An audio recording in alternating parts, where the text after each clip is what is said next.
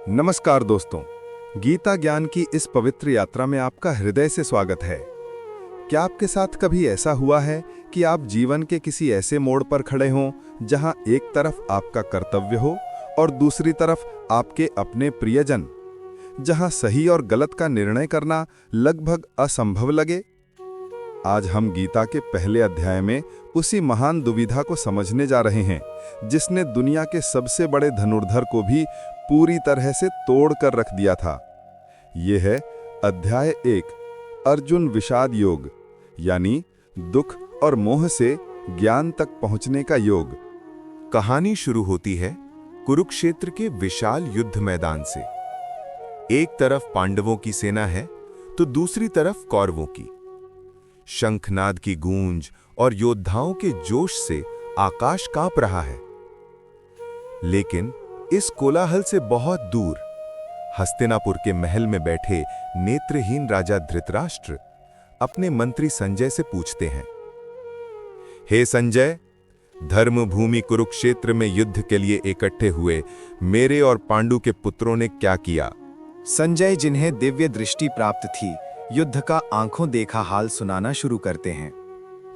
इसी बीच पांडव सेना के महानायक अर्जुन अपने सारथी स्वयं भगवान श्री कृष्ण से कहते हैं, हे कृष्ण, मेरा रथ दोनों सेनाओं के बीच में ले चलिए ताकि मैं देख सकूं कि मुझे किन से युद्ध करना है।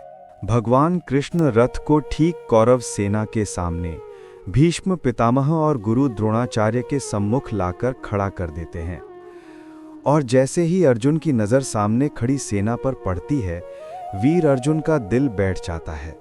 उन्हें वहां कोई दुश्मन नहीं दिखता। उन्हें दिखते हैं भीष्म पितामह, अपने गुरु द्रोणाचार्य, भाई, मित्र। वो देखते हैं कि उनके सारे प्रियजन, उनके अपने, आज उनके विरुद्ध शस्त्र उठाए खड़े हैं। ये दृश्य देखकर अर्जुन का सारा धैर्य टूट जाता है। उनका शरीर कांपने लगता है, त्वचा जलने लगती है और उनके हाथों से उनका विश्व प्रसिद्ध गांडीव धनुष फिसलने लगता है। पूरी तरह से मोह और करुणा में डूबे अर्जुन भगवान कृष्ण से कहते हैं, हे कृष्णा, मैं अपने ही परिवार को मारकर राजपाट का सुख नहीं भोगना चाहता। इस जीत से तो घोर पाप लगेगा, कुल का नाश हो जाएगा, धर्म नष्ट हो जाएगा और हम सब नरक के भागी बनेंगे। इससे अच्छा तो यही होगा कि कौरव मुझे निहत्थे को ही मार डालें। इतना कहकर अर्जुन अपने अस्त्र शस्त्र त्याग देते हैं और शोक में डूबकर रथ के पिछले हिस्से में बैठ जाते हैं। और यहीं पर पहला अध्याय समाप्त होता है, एक महायोद्धा के टूटने पर, उसके विषाद पर। लेकिन याद रखिए, अर्जुन का यह दुख कोई साधारण दुख नहीं था। ये एक आवश्यक पड़ाव था, क्योंकि जब तक मन में प्रश्न और दुविधा का अंधकार नहीं होता, तब तक ज्ञान का सूर्य उदय नहीं हो सकता। अर्जुन की यही दुविधा भगवद गीता के महान ज्ञान का आधार बनती है। अब आगे क्या हुआ?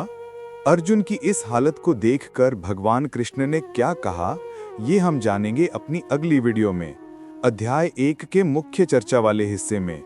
उस वीडियो को देखने के लिए चैनल को सब्सक्राइब करना ना भूलें। अगर आपको ये वीडियो पसंद आया तो इसे लाइक और शेयर जरूर करें। मिलते हैं अगली वीडियो में।